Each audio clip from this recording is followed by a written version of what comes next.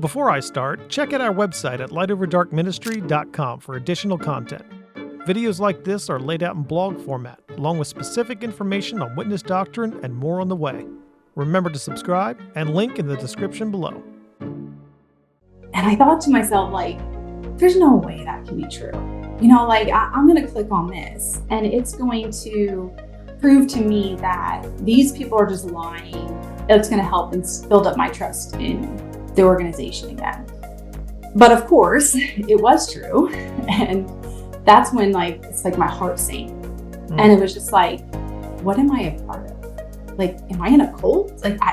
What is this?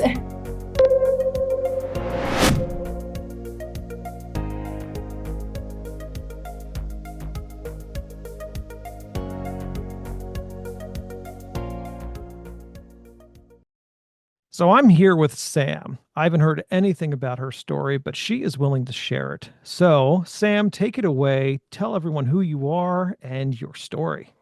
Okay, yeah. I'm Sam, and I basically grew up as a Jehovah's Witness. So my mom got baptized when I was about 6, and she has studied with the witnesses about 3 years prior to that. So it's basically all I knew. My dad never became a witness, but he let her do her thing with that, and she took me. It was me and my sister. She took us to the meetings, and we were raised as witnesses that way. And I had a pretty good childhood. I didn't have many negative experiences or anything like that growing up in the organization, and I guess I really always felt like it was the truth. I basically ended up getting baptized when I was 16, and I got baptized because I really felt like, I was wanting to serve God and dedicate my life to Him. So I feel like, my motives were pure there and stuff.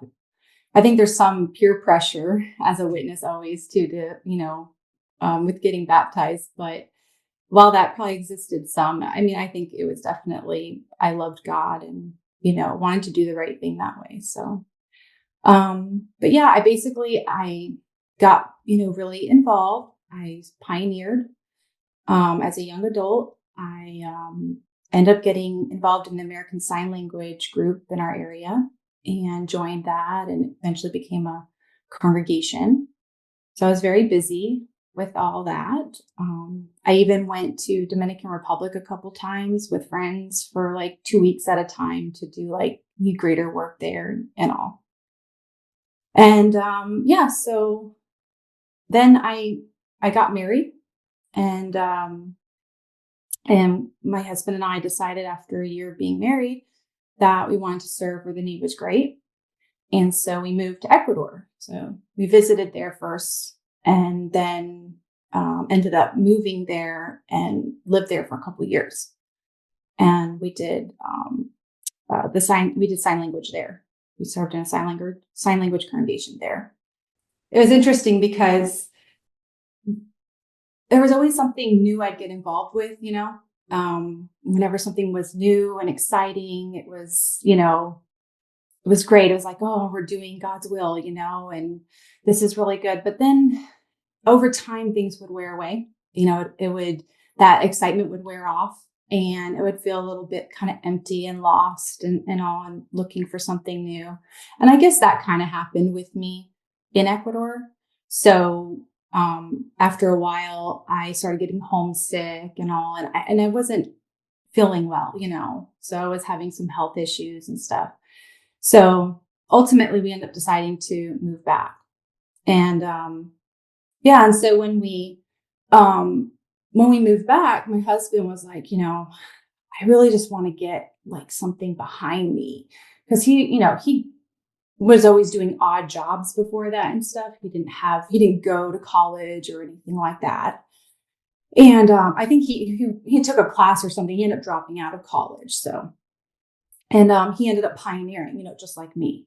So he always worked kind of odd jobs and stuff. And so he wanted to, get something more behind him. He wanted to go for nursing. So I liked the idea of him going back to school because, it would be a stable income. We could, do more for Jehovah long term and that sort of thing, right?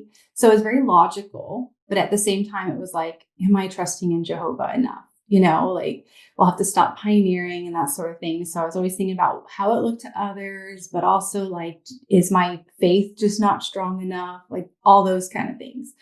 And so there was a lot of conflict with that. But ultimately, he did end up going back to school, which we're so happy that he did, because it really did. A lot of witnesses end up getting tied financially, to other witnesses and stuff like that. So it makes it harder if you want to leave. So looking back, we realized that was such a blessing that, he went that route. So, he goes to school. And then during this time, I start to really want to have kids. And I never wanted to have kids before. I never really had that desire. Plus, we were always so focused on, kingdom pursuits, doing more for the organization. And so it was kind of weird to feel that way. And it just kind of kept getting stronger and stronger.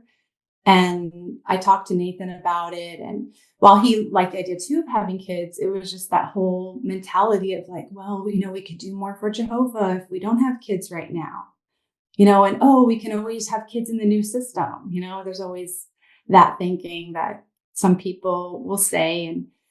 And for me, it was like, I guess, but there's no guarantees with that either and stuff. And so I would always kind of feel like, what if I regret this, but then again, that whole like feeling of conflict of like, feeling bad that I feel like I'm being selfish, wanting to have a family and not pursue more like, for the organization and for Jehovah. And am I really trusting in him enough? So it was a really big conflict thing with me throughout that time. So, but I mean, ultimately we decided, no, we're going to keep going with our goals, And so when we did, so after he graduated, he got a job as a nurse. We went back to pioneering and we were just, back on the hamster wheel. And then the CO ended up asking Nathan, he was an elder by this point, So he ended up asking Nathan to be the group servant of a new foreign language that he wanted to start in the area, a new group in the area. And so we got involved in that. And, again, like I said before, something new, exciting, felt like we were doing something really great, and, I'm thinking, this is good and stuff. But over time, it just kind of wore away and started to just feel, I guess, a little bit empty and not really. And at this point, I wasn't even enjoying service as much anymore and stuff. Like things were just getting kind of, I don't know, stale. So anyway, so we joined that, we did the group and stuff. We're doing all that. And then COVID hits. And so now everything just kind of shuts down. And at this point, Nathan actually is like, yeah, I think it'd be nice to start a family. And so, he gets on board with that. And I guess, he was like, I was thinking before it would have to like stifle us in our ministry and that kind of thing. But, we don't have to look at it that way. We can still serve Jehovah with kids, it's just going to be different, but we could still do more in the future, but with them and all that. So anyway, so we actually end up, starting our family. I got pregnant and we had our first son. And, I was actually really happy, in motherhood and all that. And I was starting to get a little bit just, I don't know. My spiritual life just didn't feel right anymore. Things just didn't feel good. And the meetings were very basic and boring. And going out in the ministry with a baby, it's just weird and didn't feel right. And I'm thinking like, why am I doing this? And it's just so funny how everything, it's just about appearances. because it was like, you just do this because you have to be seen, you know? And yeah, my spiritual life just I wasn't happy in that part of my life. So, but anyway, we're still, plugging away. And Nathan, by the way, at this point, he's a secretary in the congregation. And I, of course we had stopped pioneering at this point. But we were still very much, involved. And then also through COVID, I started getting very critical, especially with the governing body, because there were just things like their updates with the stuff with the vaccination, like how they're kind of pushing it. And I'm not even like anti-vax or anything like that, but it just felt like why are they doing that? Like that's not really their realm, like they're supposed to be here for, spiritual guidance and all that. But like, I don't know, that kind of stuff bothered me. So I was starting to get a little bit more critical.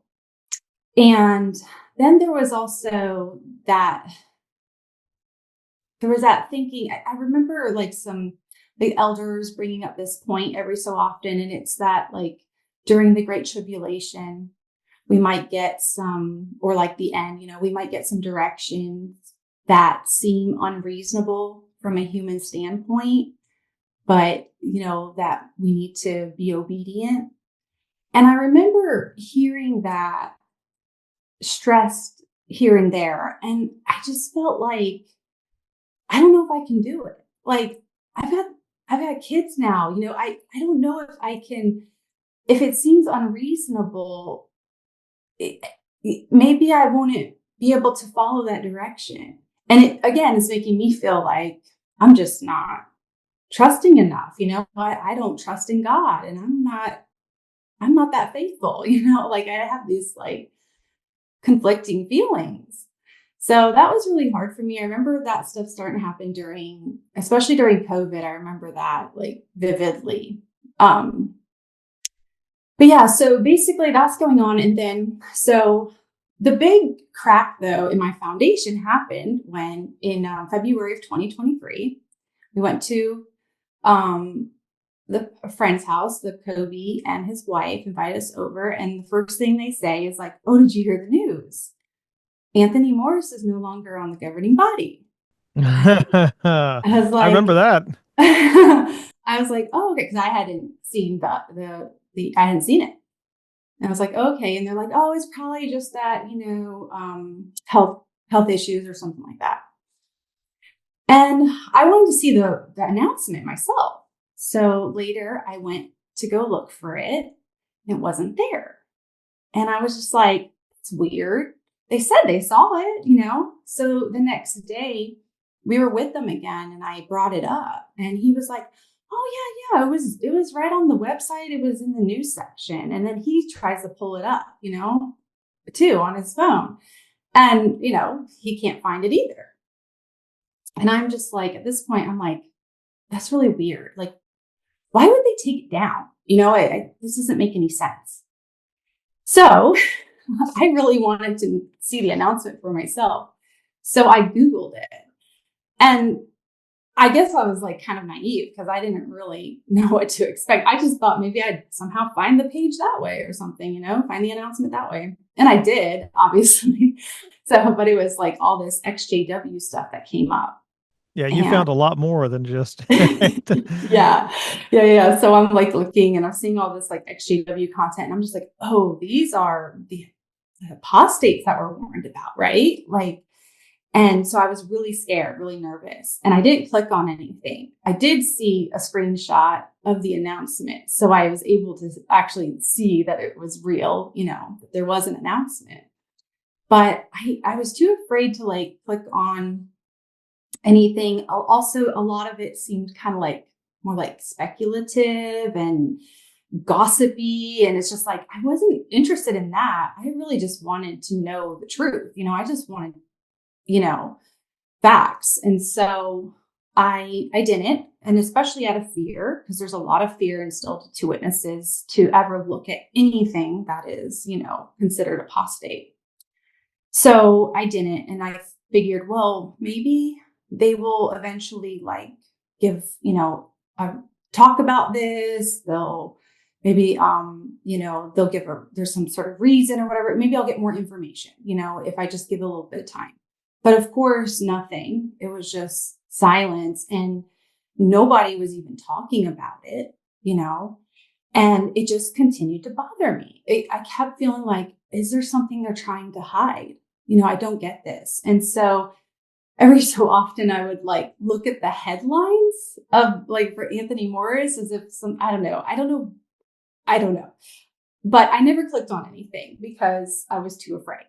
And so months went by of doing this, but I was getting even more critical of the governing body at this point. I was questioning so much. I was questioning the Bible, God, everything, And I guess it just got to a point where I was like, I can't keep going like this, And I think just the curiosity got the better of me. And so I ended up clicking and doing research on something, but it wasn't about Anthony Morris because I was really just kind of interested more in real facts and stuff like that.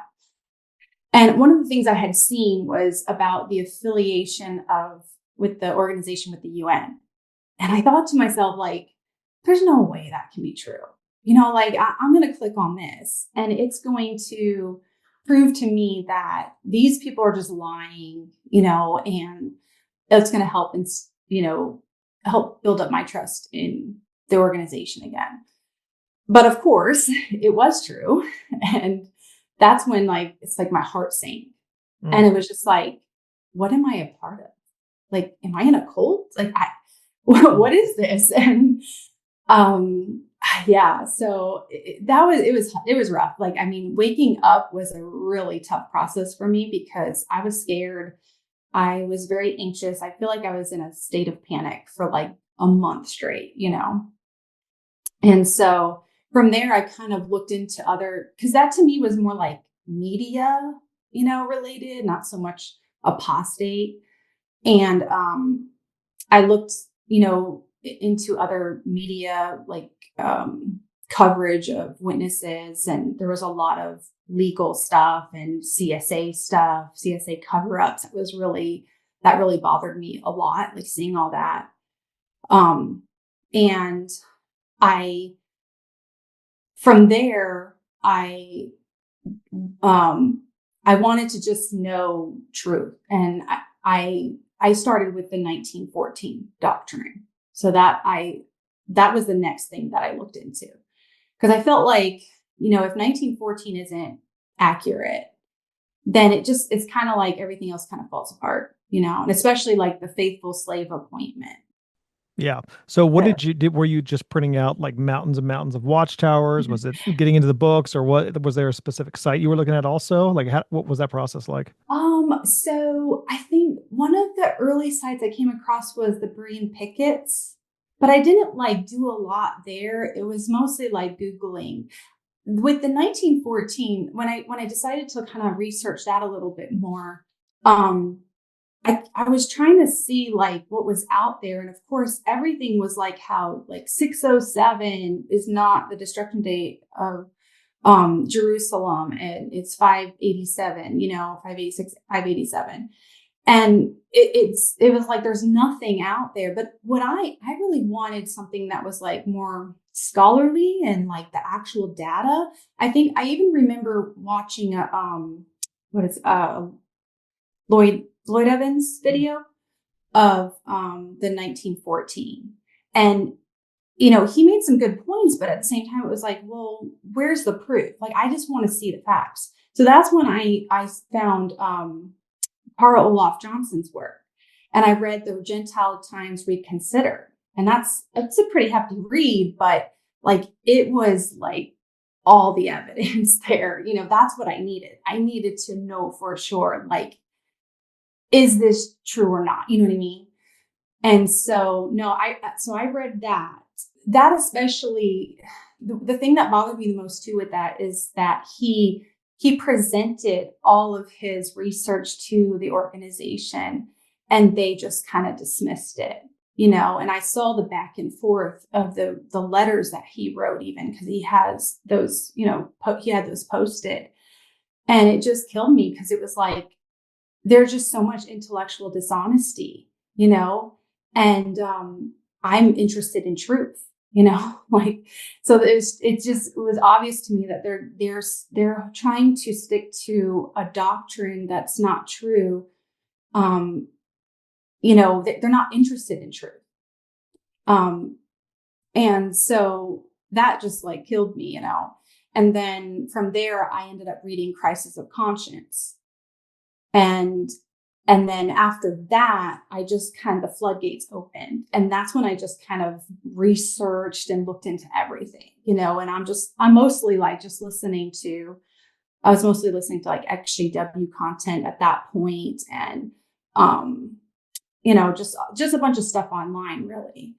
Listening to people's, stories of waking up and that sort of thing, which actually was more like therapy for me because it really helped me. I was really going through a hard time during that time, and it helped me to see that, hey, everything's going to be okay. Like others have been through this. And So were you still going to meetings at this point, or is it post-COVID? So were you no Zoom anymore?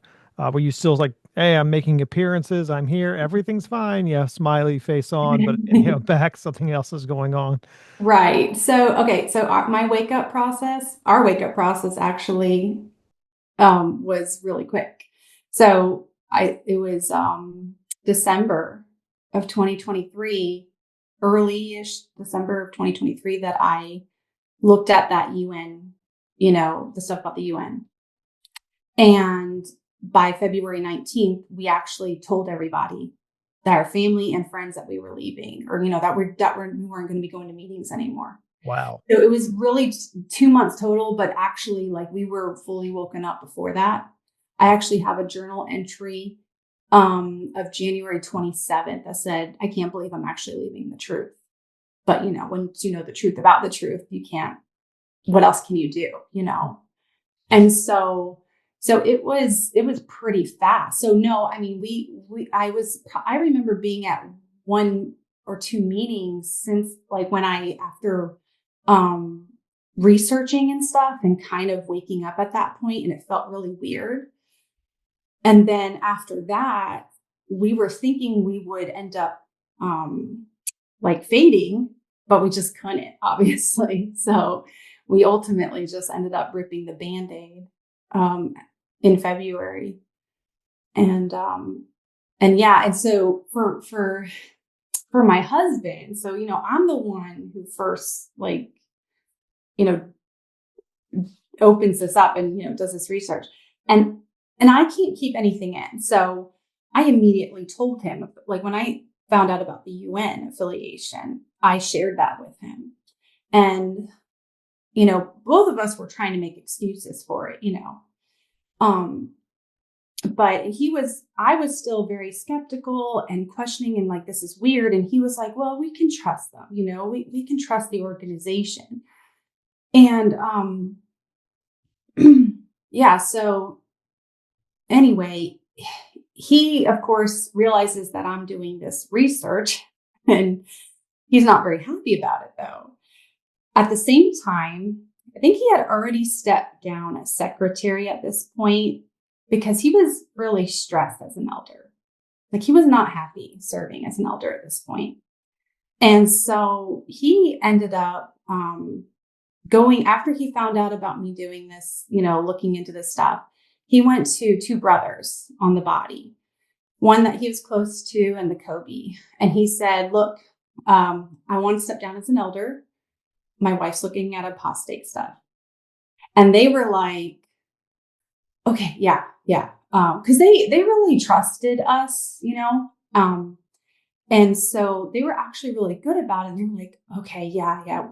We're not going to tell this to the body, but we'll let you step down as an elder. Don't worry. You guys are going to be fine. She's going to be okay. Don't worry about it.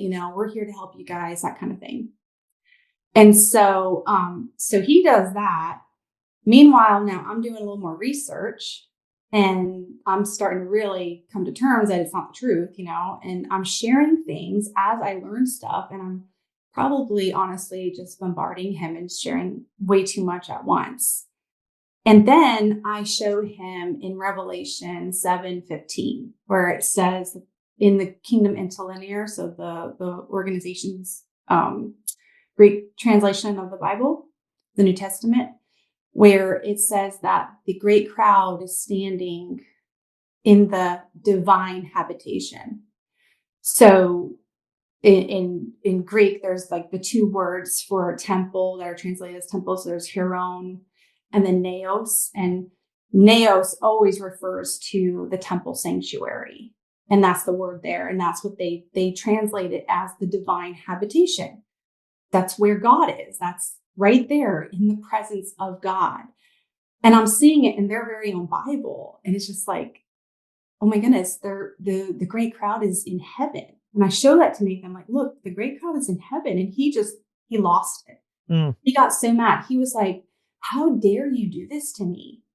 Like, and I guess it just all like hit him, and things were a little rocky there, and I wasn't sure what was going to happen, or, how things were going to go from there. And I was really distraught. And the next day I was reading in the Bible, Proverbs 17:17. And I think like the New World Translation says like, a true friend is born for times of distress. And I'm like, here I am going through the most distressful time of my life. I have nobody that I can share this with. Man. And I'm not even sure if I can share it with my husband at this point. And I just kind of like broke down and opened up to him and just like, look, I will back off if you want me to, and I'll stop sharing things with you if you need me to. But you have to understand, like, I have nobody I can talk to about this stuff, and you're my best friend. So I got getting emotional just thinking about it. But I got real emotional with him with that. And I think he softened up after that a little bit, because he realized, I was going through a really difficult time. And it allowed him some time to like think about everything. And I guess he just kind of came to the conclusion that he realized it wasn't the truth too. And that he just was like, would be so relieved to not be having to check all these boxes off, and he wasn't happy like prior, like serving as an elder and doing all this stuff. And it was like kind of more of a relief to him, I guess, at that point, to consider like it really not being the truth, And I had, been sharing some stuff with him up to that point. So he was getting a lot of this information. And I think it just kind of like that, though, really, I think helped him to really see that maybe this really isn't the truth, And so anyway, so he ended up coming around then too. And so this was a very quick process for both of us, like I said, and then he's like, maybe we should disassociate, just put in a letter. And then we ultimately though decided not to do that and just stop going. But we did tell our closest friends and family. That's a super quick process. Yeah. Yours seemed to be a collection of all things, whether it be the 1914 Carl Olaf Johnson. If people haven't researched that, that is a great way, great information. That's one of the first things I ever learned about studying witnesses. But you seem to be a lot. What was his? Was it mostly just kind of piggybacking off what you were telling him, or was there something else where he was like, "Whoa, like that's the nail in the coffin"? Yeah, I think he was just kind of piggybacking off of what I told him. And I like that Revelation 7:15 that I shared, that's when he kind of lost. And I think that was kind of more the nail in the coffin, or what really got him actually thinking seriously about whether this was the truth or not. But like for him after that, I mean, he really just wasn't interested in researching. And still to this day, he hasn't really done really any of his own research. I just share stuff with him. And then I ended up reading Crisis of Conscience to him. So he did get that. But he just didn't care. He didn't want to listen to, any of the like former Jehovah's Witnesses and stuff. He doesn't really look at, Exjw content or anything like that. He just was ready to move on. Like he was just done. And he didn't need that. I needed it. I needed a lot of validation. That's just the kind of person I am. I needed a lot of I need to really know why, I'm doing this, and am I making the right decision? I just need all the facts, but he doesn't need that. So it was interesting because we both we're very different with how we woke up in that respect. Yeah, but thank God you both woke up at the same time. That's one of the biggest struggles is having spouses where one's still in and one's out, or and it's you just desperate, like, how do I get this person out? How do I see them open their eyes? And I get kind of your struggle there where you're like, look what I found. Please accept this. Just listen because I can see it so clearly. And I just want you to see this so clearly and understand you don't want to be angry at the person, right? You want to love them, but you also want to like kind of grab them by the ears and say, yeah, please just pay attention for a second. It just shows you the level of, I overuse the word brainwashing, but the level of indoctrination that's been on. And I think also fear of, wait, if this isn't right, then nothing is. And I don't want to live like that. I don't want to lose the hope that I have that all this is for nothing. And Yeah. it's like losing an investment. Like I've put all my time and energy into this and all this blood and sweat, and now you're telling me that was for nothing. Like I don't want to accept that. Everyone deals with that at Yeah. some point in their lives, and especially witnesses when you're coming out. So Yeah. so you both are out. What was the reaction from your friends and family? Yeah, they didn't take it very well. So, I mean, my mom, though, she respected our decision. She wasn't happy with it at first, but she never shunned us. And to this day, she's still very much part of our life. Like she's helps with the grandkids and stuff. So, she refuses to shun us. Awesome. And Wow.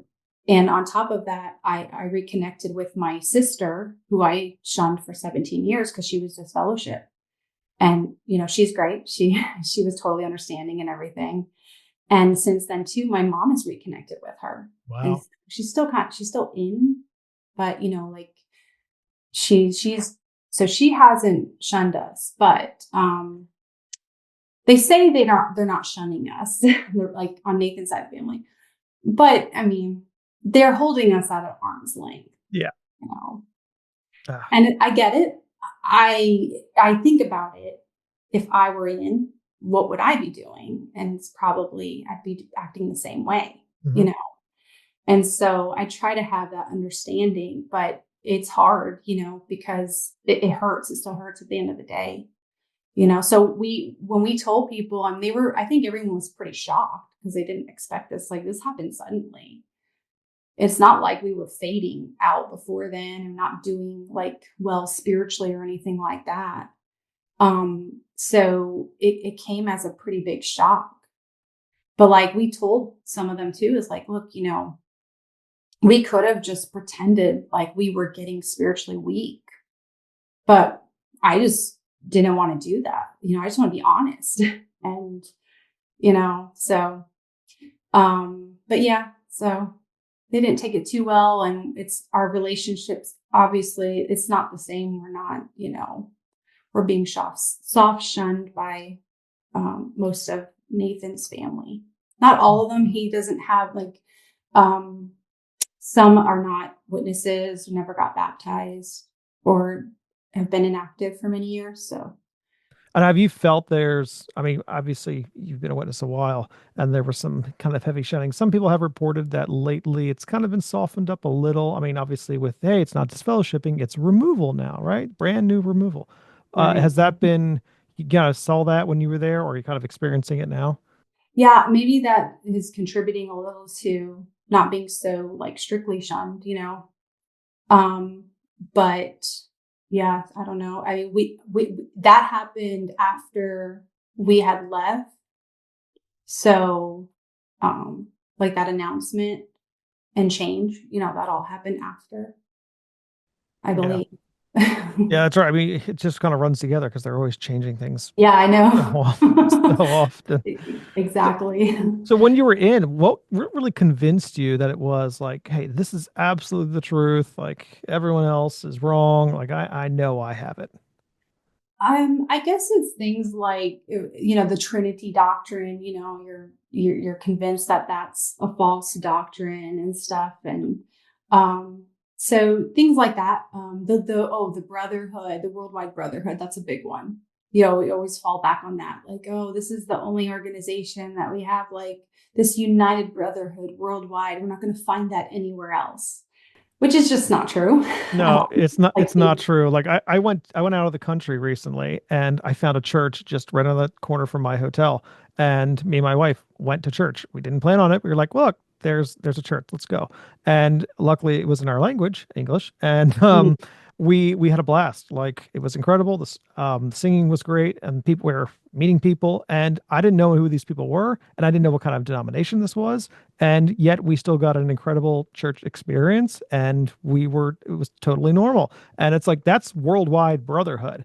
Like we yeah, don't know who these people are, but we're already accepted. It's not like I saw Burger Kings there too. I might have think, well, I can't eat at this place because I saw a Burger King on every corner, so therefore that's the true restaurant because they serve the same thing as they do around the corner from my house. But right. unfortunately, I think that's kind of how a lot of witnesses think, like, oh, look, it's the exact same sermon every single week. Yeah, that doesn't make it true. Yeah, I think too, I think one of the things that keeps witnesses in is this mentality too of like, well, where else would we go? And that was something for me too all my life. And even towards the end of waking up, there was this like, whoa, this feeling like you have to figure out what the truth is if this isn't. Where else am I going to go? But it was interesting because what was brought to my attention was that Peter didn't say, where will we go? He said, to whom shall we go? The point is we don't have to go anywhere. We just have to follow Christ. So I don't have to be a part of any one organization or something like that. I just have to continue to follow Christ and accept him. Yeah. And when that dawned on me, I realized it's okay to leave. Like I don't have to figure out now what to do or where to go or what, I can figure this out as I go. But yeah, I don't have to go anywhere. Yeah. You've been through this incredible, I don't want to use the word adventure experience. I'm sure some parts are like, yeah, it feels like I'm on this, will I survive, kind of expedition. But, Yeah. so you're out now, like where do you find your kind of your faith? Are you, when you got out, actually, we'll just go there. Like, where are you now? And what was the Yeah. process? Yeah, so I mean, we're believers. We actually, so just to explain, I when I was waking up, just before I woke up, I met a neighbor, another woman in the neighborhood, and I knew she was a Christian and everything, and when I was waking up, I opened up to her about what was going on. And she was so great. Like she prayed with me, she checked in with me every day. She was just so supportive. And eventually we became pretty good friends and we'd meet up for walks or talk and stuff like that. And so she was very encouraging for my faith. And I still believed in the Bible and God and Jesus and all that, but I was still hesitant to like, I don't know, of organized religion. When you come out of something like this, you're very skittish of organized religion at this point. But I was curious about churches. Only had I only knew about like what churches are like from the organization. I've never experienced it for myself, and so I felt like it might be good for me to go to a church and actually see for myself what it's like. I may not like it, or it may not be something I do, but like I feel like I should at least do that. But anyway, she ended up inviting us to the Easter service, and we couldn't make it to that one because the boys were sick. So we ended up going a couple weeks later, and I really liked it. I didn't think I would. I thought I was going to think it was weird, and like but no, I liked it. I mean, here was like a group of people all, singing in this worship music, which, obviously like growing up a witness, we didn't do that kind of music and stuff. And I mean, some people like Nathan even still feels it's weird, but I liked it. I felt like this is what praise and worship to an almighty God should look like, like it just felt right. And then the sermon was really good. So we've been going to this church since. And, the pastor does a really great job at just going through scripture. And like one of the first things one of the first series after we started going there was going through Galatians. And it was just so great because, like, I mean, he read more scripture than I've ever had at a meeting. And like to say that, like, oh, other churches don't even open up their Bibles, that is not true. No. Like this is very focused on the Bible, and he just goes through, the whole chapter. And so yeah, so I really liked it. We love it. We've been going to this church since. We also got baptized in November. Awesome. You know, yeah, I really didn't like the fact that I felt like my baptism was connected to an organization.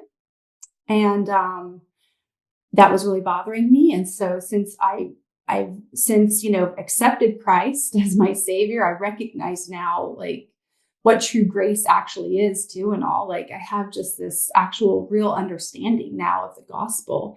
Mm. Yeah, I felt like it was appropriate for me to get baptized. And yeah, now I feel like my baptism isn't connected to being, identified in an organization. That it's just it's just about me and my relationship with Christ, Yeah. that's all it should be. So Not an initiation as the witnesses make it out to be. Like, you're officially one of us. Like, no, I'm going to be one of Christ's, not one of yours. There's kind of a difference there, a big difference. exactly. That's a quick turnaround. As Mhm. but I would be doing a disservice to other people saying like I've known people that were like witnesses and then 6 weeks later they're getting baptized, right? I mean, and I've Yeah. seen that a lot. I know there's other people that communicate with over the channel, and it's, hey, I'm getting baptized here, I'm going to church, and it's tough, really, really difficult, like you were saying, that transition between, hey, I'm not a witness, I don't trust organized religion, into finally like stepping in at church. And almost everybody I've talked to is like, yeah, once you go, you're like, oh, I enjoyed that. That's how it's supposed to be. That's what Mhm. real love is, a real relationship. It's like drinking poisoned water your whole life and it were muddy, and then finally drinking like it out of the Brit and going, oh, that's what it's supposed to taste like. Gotcha. But I understand the fear in that, especially when you've been inculcated your entire life with churches are bad, churches are evil. They go in, they don't talk to anybody, they leave, and it's just a social gathering. No one really loves each other there. And then when you are encountered with that, it's just a sledgehammer to the face, and that's everyone's experience of like, wow. So, well, like, what are some of the biggest differences? I guess, what are some of the biggest lies that you've been told, and then now that you've been in church, kind of, I guess, almost a year now, what is it like? What have you uncovered? Well, like I said before, I think the biggest thing that comes to mind is that, like, oh, they don't actually read the Bible, or teach from the Bible, or that is not true at all. I mean, it's so much more centered around the Bible than ever anything I experienced before as a witness. Um, that you're not going to find true love, with amongst other churches and stuff. And that's not true either. There's such, we've met so many great people. We have such an amazing community now through the people that we've met at church. And yeah, so I don't know, I guess that. Yeah, that's big. I mean, those are the two big ones, right? Especially the community. That's one Yeah. thing high control groups unfortunately do well, but that's just how they're structured, is they really do really engage in that, the social aspects, right? That you feel that you're brothers and sisters with people you aren't related to. And then when that breaks, the pain is tremendous. And Yeah. you've always told, oh, you will never find anything like that. Well, you do. I mean, it's not to that level, of course, but Right. one is real love, the other one's Right. fake. Like, those are the people that turn their back on you when you didn't think exactly like they did. And the other ones, they're there for you through the thick and the thin. Even if you had doubts, you're able to come to them and say, hey, this is what I'm dealing with. And instead of running from you, they come and they Yeah. grab onto you. That's what the church is supposed to look like. And also that like going to a church, I mean, that's not my I don't have to go to church to have a relationship with Jesus. It is, I think it's good and it's been very helpful But, the other thing too is like, I mean, I could leave at any time, I could leave and go to a different church. If it's not about like, um, I No, don't I know, feel you. but Have you known any other witnesses, whether family or friends, that have left since, or kind of everyone's still there? yeah, like since we left, there was actually a couple that, a family that left, sometime after us, and we reconnected. Actually, we kind of found each other in Reddit. It was so funny, but because we didn't even have each other's like information, updated information at the time. So yeah, we've reconnected. There was actually um, a family, kind of like our family too, cousins in a way. They had left before us, and I that was kind of like something that bothered me a lot when I heard about them leaving. Like, especially when I was starting to have all these like doubts and questions, I kept thinking about them. Like, why did they leave? What was the reason? And then of course, when I woke up, I was like, I wonder if this is why they left too. And we reconnected and stuff. So there's been a few, and I hope for more, but yeah. And it's really difficult, especially when you've kind of like faded.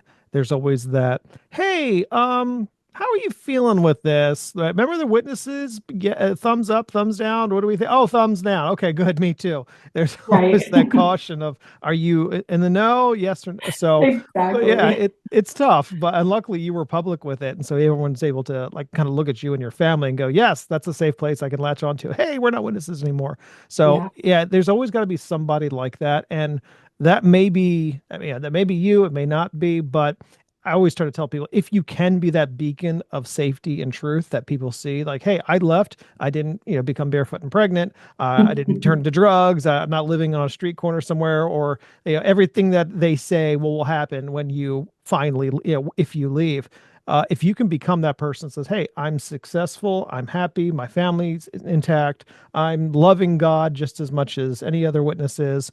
And yes, it's not the truth. If you can be that and shatter everything that they've been taught, that's huge. And you can be that kind of safe harbor for a lot of people that are like tiptoeing, like, I'm not sure if I should leave. Maybe I should. No one will love me. Like, that's Yeah. huge.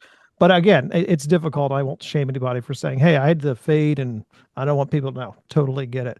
So Yeah. now that you're out and you're living life and everything's much better, I can just assume life is much better. You're better. You're Yes. mentally, spiritually, physically, everything's better. Oh Um, yeah. when you look back on the witnesses, is there anything that kind of was like, wow, that should have rubbed me the wrong way back then, and it didn't, but now I'm like, wow, I can't believe I thought that was either acceptable, normal, yada yada. I think the way they fearmonger into looking and doing research, like it is so surprising now how did I think that that was okay, for so many years. As before I woke up, there was a point when I was questioning that started to bother me more. But before that, it didn't, and it's like the truth should be able to withstand a lie. So we shouldn't have to be afraid if these people are actually, lying about this stuff, then that should hold, the truth should hold up under that. So I guess that's, yeah, looking back, I'm surprised that it just seems so normal to think that way. So when you were a pioneer, how many hours did you put in? I mean, I guess you would have the normal because they didn't change the rules until kind of after you were Yeah. gone. I think I was like 70 hours a month when I was pioneering. Wow. Yeah. So and part of the sign language group in Ecuador, that's big. Like that was yeah. Yeah, we were busy. We were Absolutely. always trying to do more. Yeah, and kind of like you were talking about the hamster wheel of being on there, or you're chasing the carrot, right, on the treadmill, just running after the same thing and never feeling like you're going anywhere.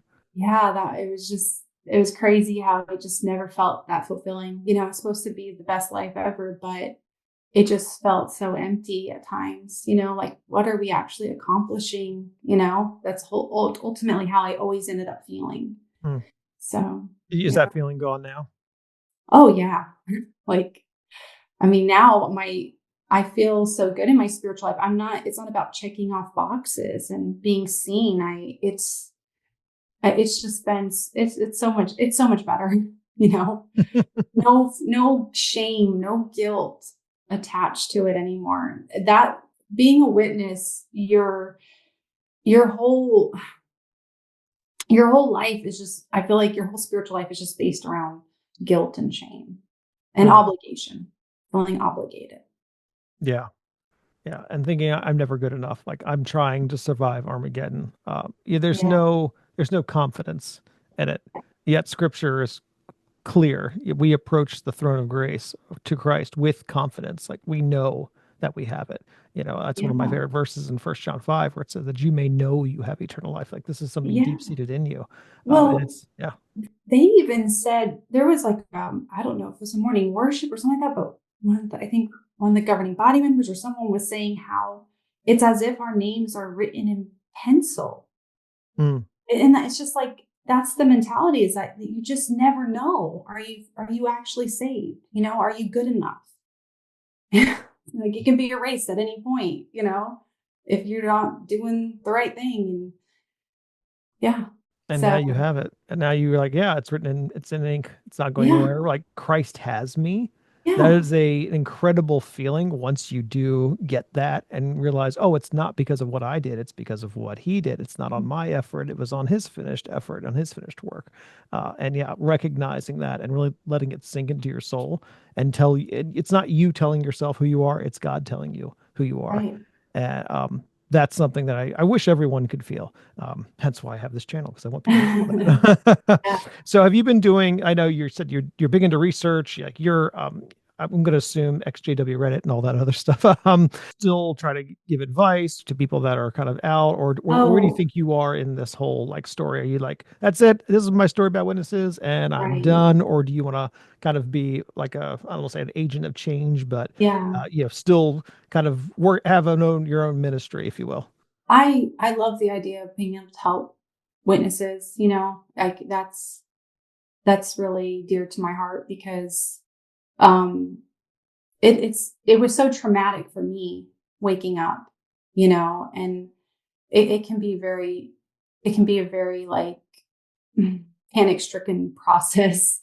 And I hope that I can, I would love to be able to help others, and and also just to be able to help people, keep their faith. If they truly have faith in God, be able to keep that and not go in the other direction, which is so common, Mm. to just think that if this isn't true, nothing's true, and not even maybe even believe in God anymore. That happens so often with witnesses who wake up, and it's sad, that they lose so much faith. And I hope that it'd be nice to be able to help people more. So what do you think was the worst? You said it was traumatic for you in that transition period. I don't get too deep in it, but I do think it's interesting because I think it's most people struggle with that. What are some of the worst, kind of the worst spots for you, like mentally or spiritually? Kind of like your lowest point. I think for me, I I question God a little bit, but ultimately, I think all my life I've always been a little skeptical anyway, and so I always end up leaning towards faith, So I think that's just in my nature. I was just so anxious about what's going to happen. I'm going to lose all my friends and family, possibly. It's like the unknown of what was going to happen. Um, if I left the truth, and just coming to terms that like what I believe my whole life is a lie, and that sort of thing. Like it was crushing to me. And so I don't know. I didn't really like have any like dark thoughts or anything like that. I continued to go into the Bible, pray. I was really heavy leaning on God at that point to get me through that difficult time. But I was scared, and I definitely had a lot of anxiety. Like I was just like in a state of panic. Hmm. What do you So think was the best cure for that besides obviously the Bible? I think just I think listening to a lot of the other experiences of people coming out, I think that was the biggest thing that helped me. I also had a therapist. I talked to a therapist during that time, And I think that can be really good because we don't have a lot of people to turn to when you're waking up. And so I think it's just good to be able to tell your story and get this stuff out of your head. And then for me too, I think just ripping the Band-Aid, and when we finally told everybody our decision, I think that at that point things got a lot better because now I was past that point of the unknown, like what I was like anticipating what's going to happen and that sort of thing. So yeah. Mm. So what kind of you did a lot of research in a short amount of time. But Yeah, that's how I am. I'm kind of no, not good sometimes.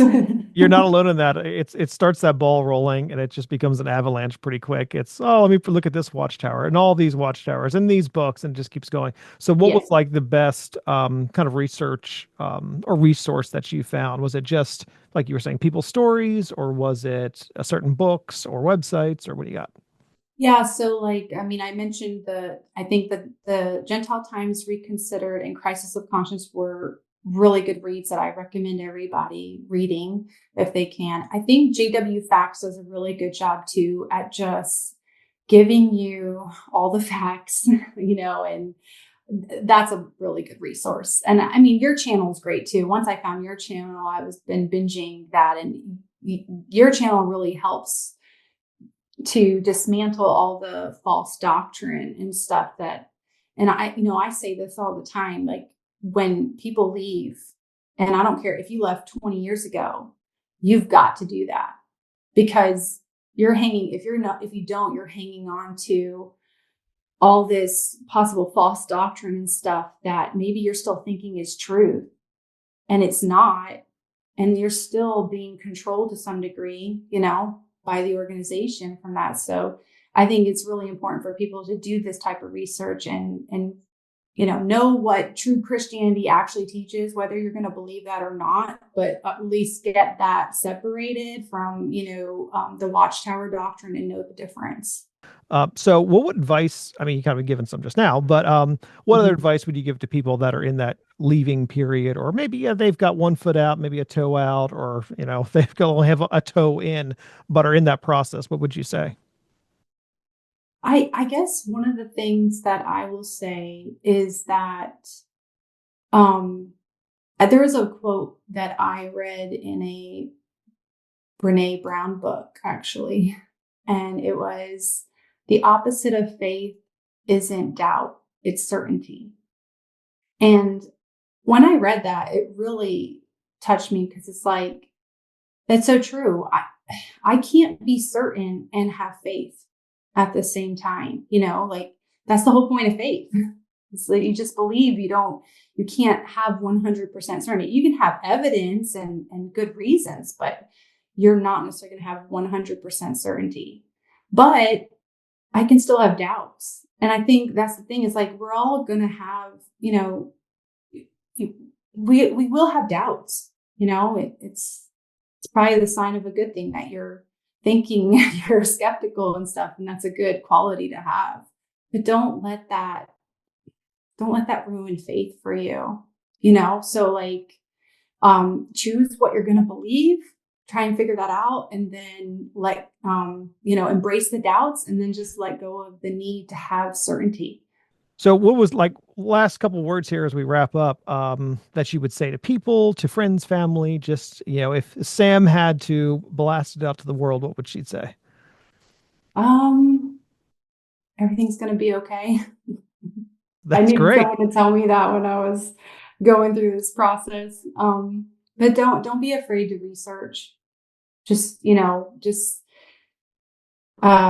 if you are in the process of questioning, not sure, waking up, like just don't be afraid to research.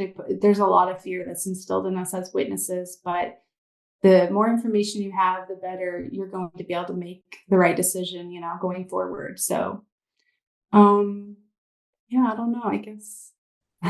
That said it all right there. Well, this was great, Sam. Thank you so much for sharing. And it was such an emotional trip through that, but you've come out on the other side. You found Christ, Life is great, and you've got a long way to go, and like helping people and seeing where life takes you. So I'm excited for your journey. I think it's going to be amazing. So thanks again. Yeah, thank you. I really appreciate you having me on, and thank you for all your hard work too and what you do. Of course. I really appreciate it. It's a big help. It's my pleasure. Thank you.